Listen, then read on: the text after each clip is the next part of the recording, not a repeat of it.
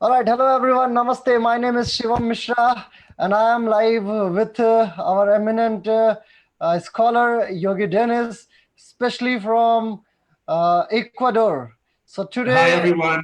Pleasure to be here. yeah, so it's a really great opportunity to you, Yogi Dennis. We really feel proud, and we say commonly to our guest as a namaste. It is my pleasure to be here. All right. So, Yogi Dennis, this is our first talk show as Yoga Sikshak Sangh. I just want to tell you that this is a yoga teachers association, not only in India but also across world. So it's our first pleasure that we have a great scholar from Ecuador, as we heard a lot about you on Facebook, and not only at Facebook but also at Google as well. Fantastic. Thank So you. Thank you for having me. yeah, so my audience want to know that who actually Yogi Dennis is. So just let me know that how you are feeling about you, what you are actually for my audience. I know you very well, but I want to know how my audience actually looking for you. So just tell me something about yourself. Well, I have a Russian background. I was born in Central Asia, not so far from India. I spent my teens in Central Asia, and then I went to study in the UK. And my first introduction to yoga, my first interest in yoga happened to be when I was studying in the UK. And then after graduation, I moved to China. And one of the things that happened to me was I met really good Chinese yoga teachers in Beijing. And I also had plenty of free time, so I could dedicate a lot of time to my practice. And then I tried different styles of yoga, and finally I came to Ashtanga. And since I was living in China and very near India, so I started traveling.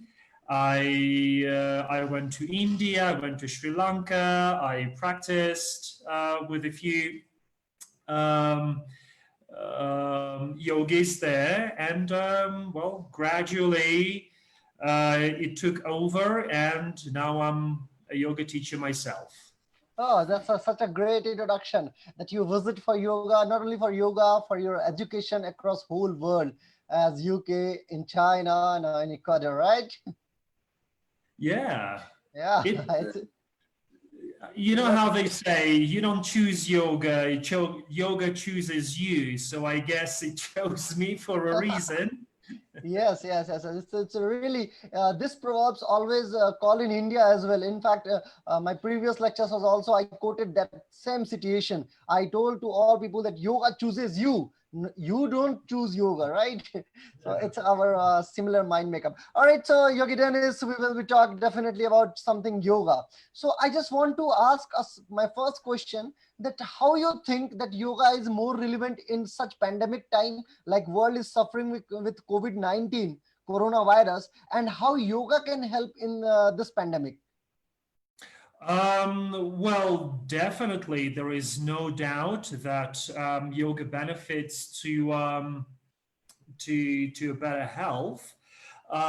Primarily, I think one of the current problems at the moment is people are struggling, trying to cope with isolation, which leads to certain mental complications, because when you find yourself being isolated, especially away from the family and friends and co-workers, it is really tough mentally. So by practicing yoga, it helps you stay in touch with your true self, overcome your emotions, and not to succumb to the current situation, because emotionally, mentally, it can be very challenging what is happening now. So yoga definitely helps with that. from the physical point of view, yoga also helps fortify your immune system. So even if you have to go out to do basic things like shopping, for example, or if you have to go out to work, if you, for example, work in a hospital, if you're a member of the medical community or you provide services. So by doing yoga, you actually fortify your immune system, which helps fight against viruses and well, keeps you safe. Yeah, it's really appreciating that you look so similarly as yoga as we are looking so forward. So it's such a great pleasure that you fortified all of the indications of yoga, the benefits of yoga that actually world needed as well. So it's really impressive that world should know that how they are emotionally and mentally able to fight with the COVID-19 and such pandemics so on. So Yogi Dennis, we will definitely ask you another question. I just want to know a single thing with your life, how yoga modified your life. If I ask a personal question to you, how yoga modified you? Well, where do I begin? Yoga. Well, like I said, many years ago, with my first introduction to yoga, it was barely um, a an interest in the physical aspect. And as you know, for many people, this is how it starts. You know, you want to be able to do a handstand or a headstand. But then once you start your asana practice, something happens, something changes in your perception, something changes in your mentality, and you begin to discover this new self, and you begin to realize that yoga isn't just asana practice. Asana is a very tiny little part of what most people know as yoga, because most of it is actually the philosophy, the lifestyle, the way you see the world, the way you perceive things. So for me, yoga is, um, if I were to define yoga in just a word, I would probably say um, acceptance, love for all the living things, um, the true nature of things, and well, for me, it is a lifestyle. It is also what I do professionally, because I teach yoga.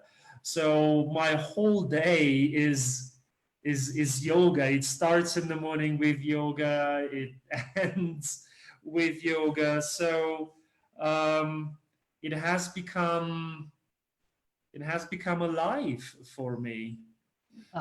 Really, the same words once in 1893 Swami Vivekananda said in Chicago World Conference. He went from India and told to whole world, my dear brothers and sisters, for yoga. He actually expanded the Raj Yoga, and he identified and fortified as well. He says that Raj Yoga is a way of your lifestyle, and actually the similar thing you also told to me. That's really impressive for me as well. So definitely, I will ask you my another question, and my another question would be, what you think that yoga is a science or yoga is an art?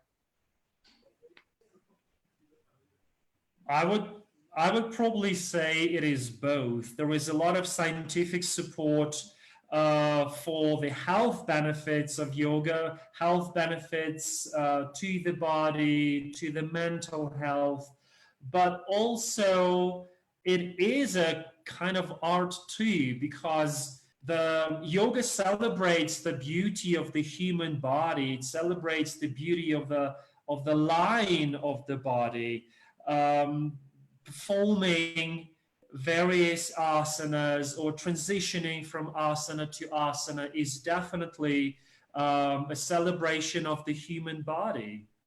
Yes.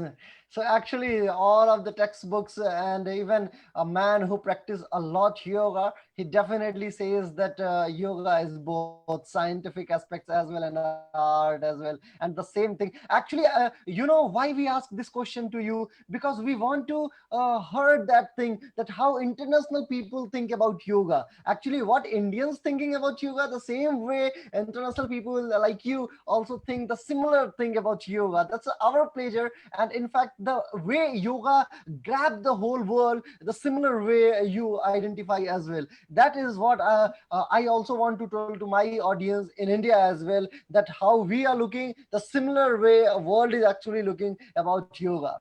Right. So, Oh, Yogi Dennis, absolutely. my my next question will be: if you look yoga, how it is it suitable for business or sports? If I ask you a question, is yoga suitable for business or sports, or it should be a similar like it was an ancient science and it could be pretended like that?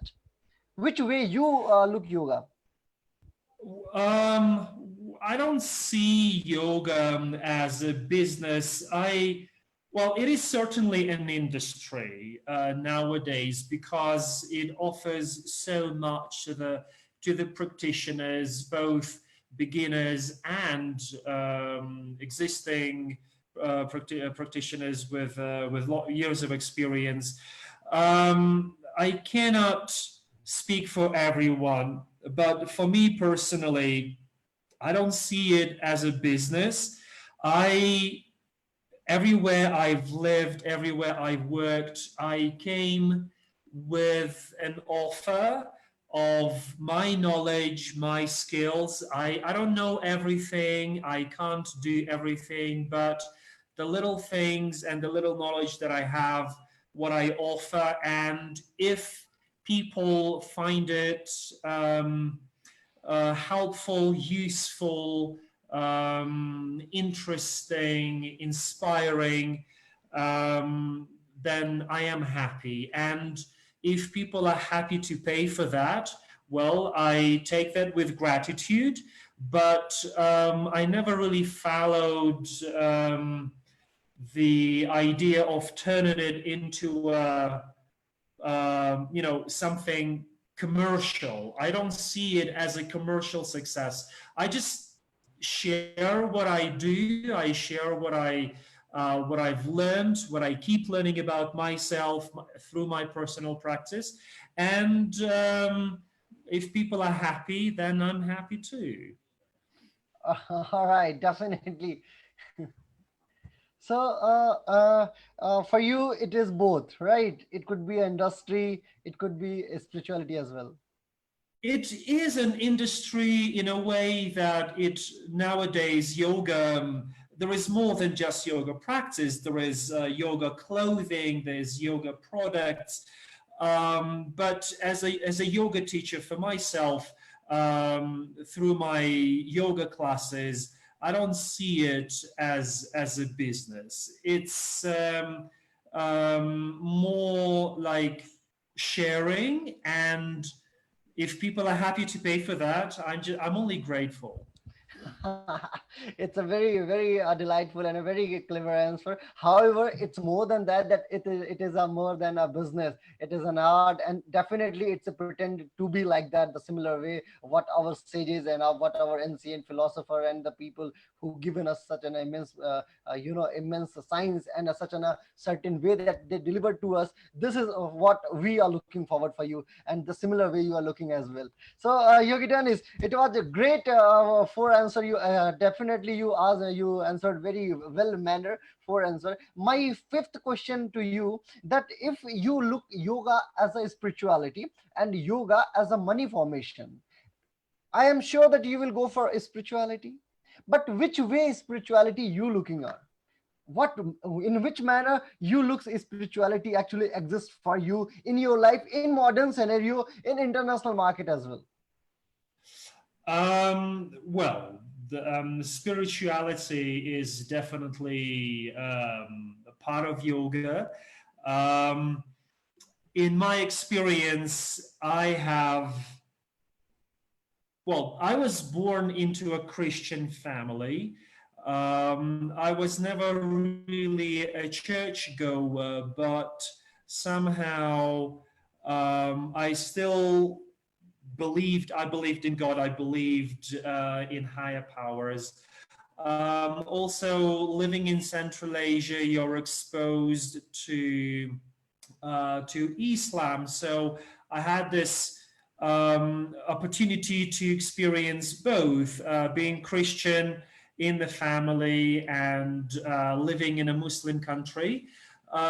Then through my travels, I was exposed to Buddhism, Taoism in China. And so I guess the spirituality, in a way, has always followed me throughout my life in a religious way. But I believe that what yoga taught me about spirituality, it's far beyond the religious teachings. It is so much bigger, it is so much higher, so much more powerful than what I used to believe. Um, it is definitely um, mm, a ruling force in my life. I'm speaking from my personal experience. And I try to surround myself with spiritual people as well. Um, so I guess, yeah, this is probably one of the biggest um, gifts that yoga has given me, finding spirituality. Ah, okay, all right. So definitely we understand that Yogi Denius pretended to be a yogi because all of the thinking, all of the ideology was supreme, most supreme, which actually we are finding in all yoga, that actually yoga teachers pretend should like you. What I wish, because the way you talk about yoga, that's a really absolute and purest form what we learn from our ancient books. So thanks a lot, Yogi Denius. My last question for today, that is, the world is suffering with lots of bad formations of yoga, like beer yoga, beer yoga, like naked yoga. People are doing that, and they are pretending to be that they are doing okay, this is our god formations, and actually our god gifted that thing, gifted our naked body, so we can do naked yoga, we can do hot yoga, we can do beer yoga, beer yoga, we can do drink yoga, cheers yoga, and couple yoga. That kind of diseases yoga is suffering in itself own. So I just want to know how Yogi Dennis think about that. Well, to begin with, I'm a traditionalist. I studied yoga, um, you know, for one of the reasons why I went to India, for example, to study yoga, because I wanted to learn from the source, and I was lucky to have great asana teachers and philosophy teachers and meditation teachers.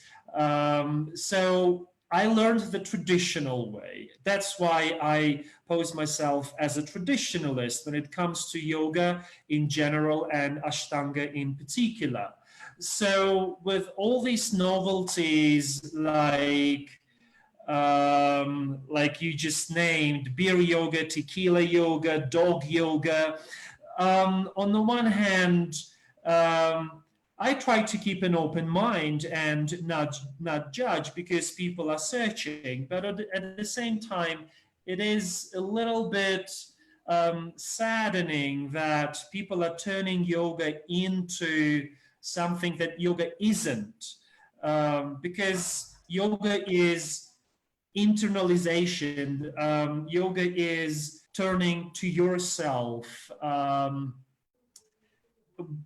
But all these attributes like I don't know, dogs and goats and particularly beer, they distract you from your practice. So which makes it totally impossible, I suppose, to focus on yourself or on establishing this connection between the mind and the body, between finding the path to the true self.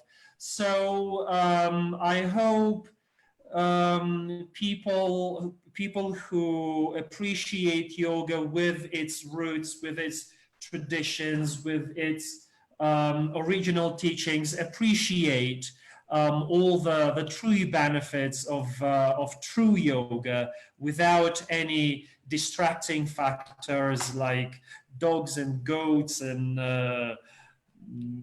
other things like that. Exactly. So we really felt today, and not only me, in fact, my whole audience across India and in fact across world, they are saying the similar thing as you told to us, that yoga is suffering with such kind of pandemic in itself own. So we have to understand that this is an traditional science and art as well. So we have to identify the needs of it, how we can improve that identity. We cannot demolish the actual identity what we have from our ancient sages. So grateful.